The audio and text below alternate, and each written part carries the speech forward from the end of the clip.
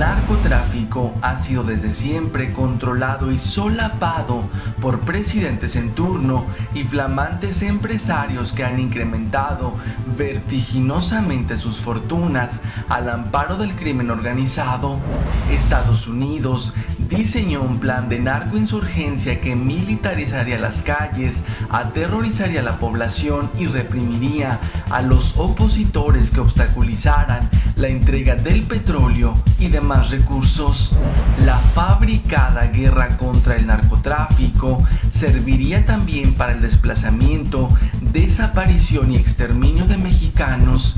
De Calderón a Peña Nieto superan ya los más de 200,000 muertos. Bienvenidos una vez más a este espacio de investigación, de análisis, donde la apuesta principal siempre será por el pensamiento crítico. Hoy les presentamos un reportaje dedicado al narcotráfico en una supuesta guerra que ha cobrado un sinfín de vidas, que ha tenido un sinfín de desplazados y desaparecidos en este país. Es importante no perder de vista este tema porque en lo que va de lo que lleva Peña Nieto van más de 104,000 muertos. Va a superar a la cifra que dejó Calderón, que fueron 120,000, y esas muertes no ocurren porque sí.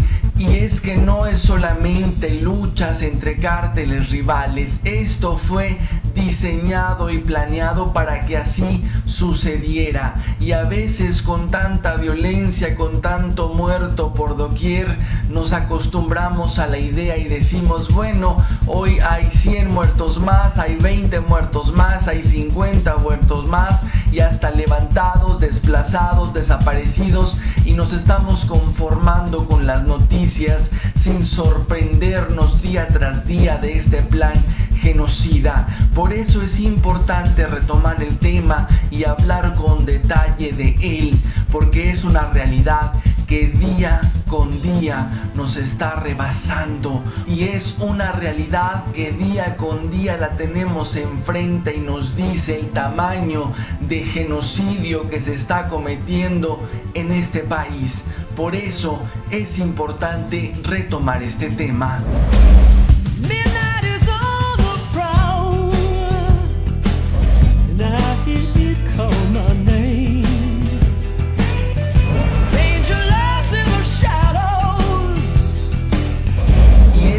Todo lo relacionado con el narcotráfico de unas décadas a la fecha involucra nombres muy puntuales en la política y tienen el nombre y se llama Carlos Salinas de Gortari.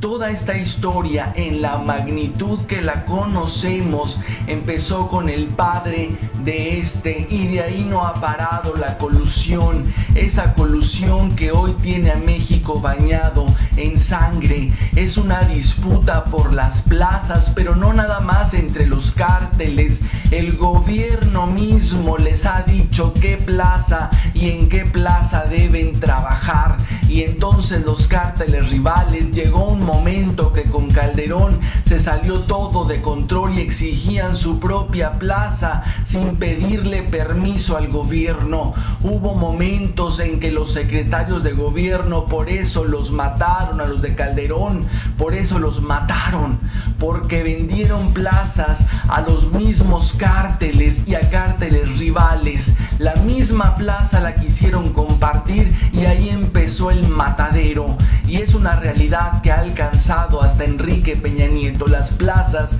siguen siendo el motivo de las muertes, de tantas muertes, de las cientos de miles de muertes que tenemos en este país. Desde mucho antes de Salinas de Gortari, el narcotráfico ya era controlado y solapado por presidentes en turno y prestigiados empresarios. El caso más contundente es el de Televisa y el PRI repartiéndose las ganancias de su alianza con el cártel de Guadalajara a finales de los 70. En la época de Salinas, el negocio multimillonario del narcogobierno estaba en su mejor momento.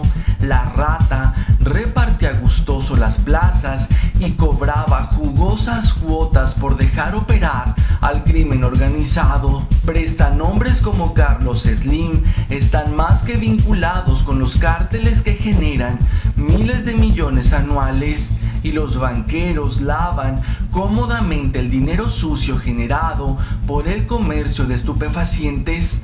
Fox y Calderón hicieron su agosto incrementando sus malavidas fortunas con los negocios turbios con el narco, y otros como Televisa fueron más allá de alianzas para formar sus propias organizaciones. Y para variar, Estados Unidos es un principalísimo actor en el tema del narcotráfico. Sabemos ya de su participación en las dictaduras a lo largo y ancho de Latinoamérica. Le interesaban los recursos y le siguen interesando esos recursos. Por eso sus políticas intervencionistas no es de a gratis. No es El Salvador que va a traer paz a los países que supuestamente están en conflicto.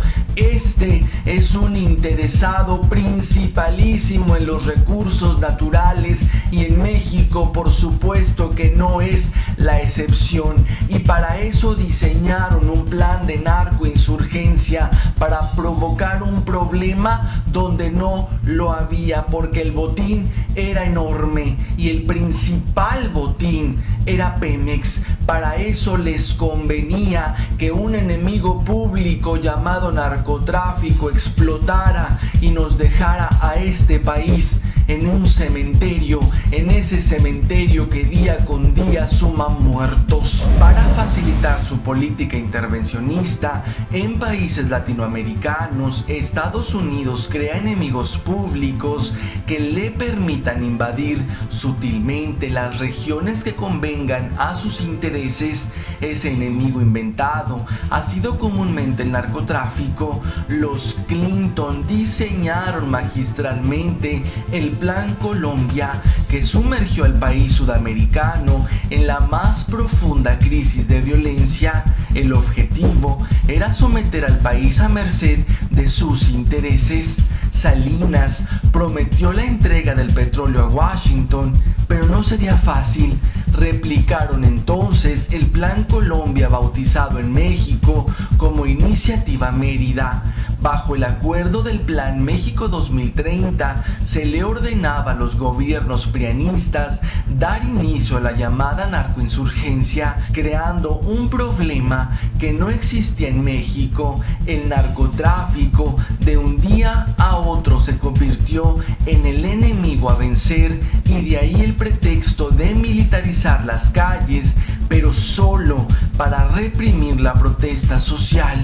Y es que como país deberíamos estar impactados, estar atiborrados en las calles exigiendo justicia, pidiendo que esto pare. Con Calderón fueron más de 120,000 muertos, con Peña Nieto quizás no, va a rebasar esa cifra, lleva ya 104,000 y le falta todavía un año.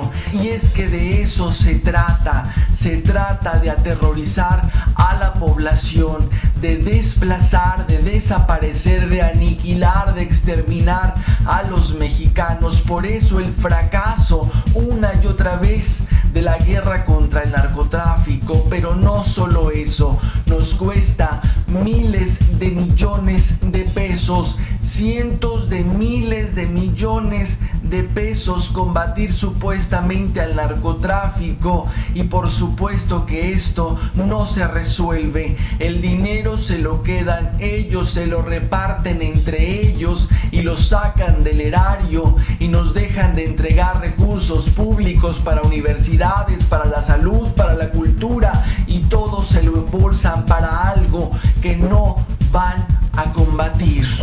Una vez militarizadas las calles, los gobiernos prianistas garantizarían las tareas para las que fueron impuestos por Estados Unidos: entregar el petróleo, pero no solo eso, las minas, la tierra, las playas, el agua, la educación, la cultura, la soberanía misma.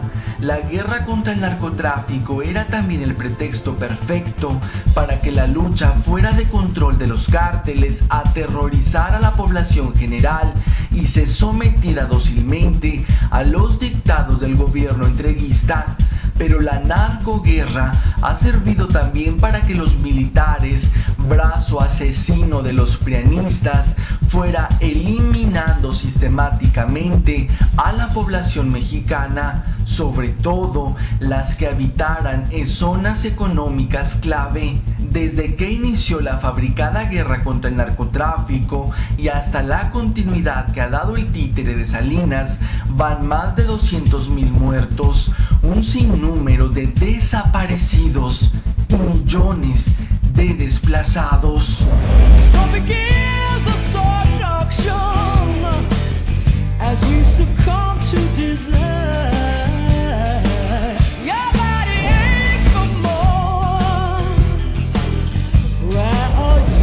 Importante entonces entender este tema. No se trata de números, no se trata de sorprendernos solamente por los más de 200,000 ejecutados en este país. Se trata de entender quién y cómo diseñaron este plan para convertir a este país en el cementerio que es. Porque esto no va a cambiar mientras siga el entreguismo, mientras los pianistas sigan en el poder entregándolo todo, porque van a existir voces de protesta, porque va a existir gente que se oponga, y para eso va a seguir el matadero. Y si bien nos va, solamente los van a desaparecer y los van a desplazar. De eso se trata, no va a cambiar nada, los muertos van a seguir, de seguir el PRIAN en el poder, de seguir ahí. El entreguismo va a continuar y los muertos también. Y hasta aquí esta entrega, hasta aquí este reportaje de un tema que no podemos perder de vista, un tema principalísimo que a diario nos deja muertos por todos lados. Es importante no perderlo de vista. Gracias a todos por estar, gracias una vez más por la amabilidad de ver, de comentar y compartir este material en todas las redes sociales. Nos vemos en la próxima emisión.